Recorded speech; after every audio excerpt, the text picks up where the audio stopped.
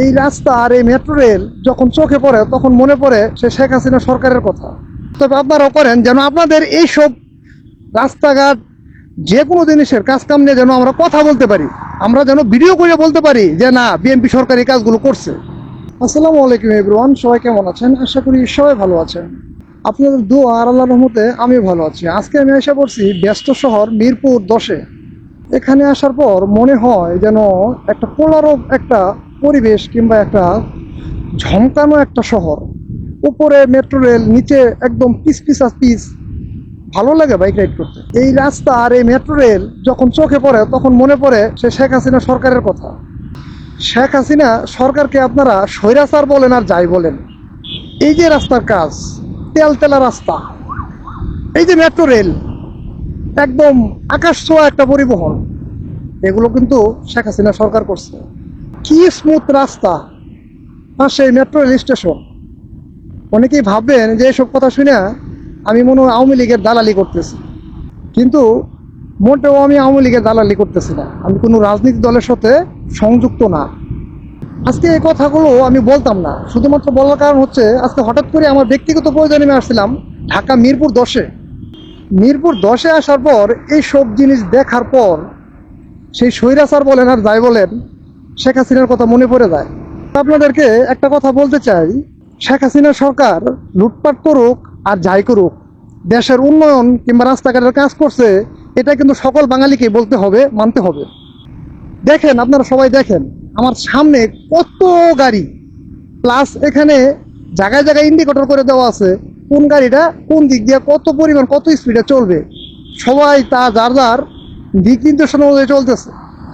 বর্তমান সরকার তারেক রহমান, মির্জা ফখরুল, সালাউদ্দিন আহমেদ, আপনারা যারাই দেশের কাজের জন্য নিয়োজিত আছেন কিংবা যারাই দলের ক্ষমতায় আছেন, আপনাদের উদ্দেশ্যে একটা কথা বলতে চাই, আপনারাও করেন এমন উন্নতি, আপনারাও করেন। এখন করতে হবে এমন কথা না, আপনাদের হাতে সময় আছে 5 বছর, আপনারা করেন।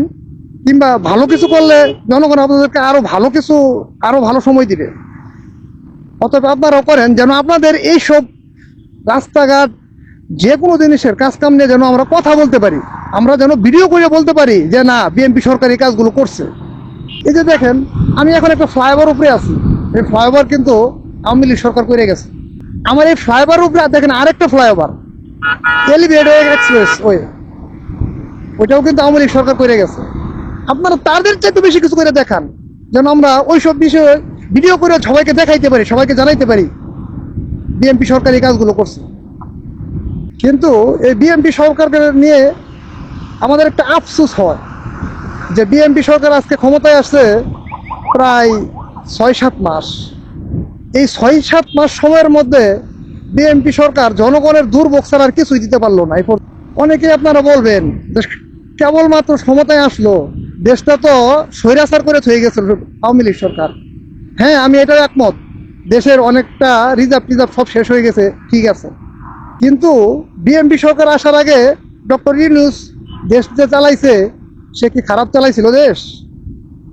এখন টিভির পর্দা অন করলেই দেখা যায় তেল নাই, গ্যাস নাই, বিদ্যুৎ নাই, মানে সব কিছুর মধ্যে একটা নাই নাই একটা শব্দ উঠে গেছে।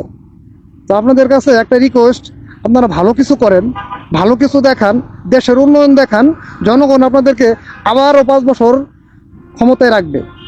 শুধু এই 5 বছরই শেষ না। আর যদি ভালো কিছু না করতে পারেন, তাহলে জনগণ কিন্তু এখন হাতে লাঠি আর হাতে পাটকেল নেওয়া শিখে গেছে।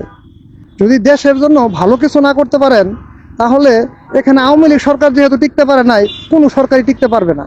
যাই হোক, আমার এই কথাগুলোর মধ্যে যদি কিছু ভুল ত্রুটি হয়ে থাকে, আপনারা সকলে ক্ষমা দৃষ্টিতে দেখবেন। ভালো থাকবেন, সুস্থ থাকবেন। আল্লাহ হাফেজ।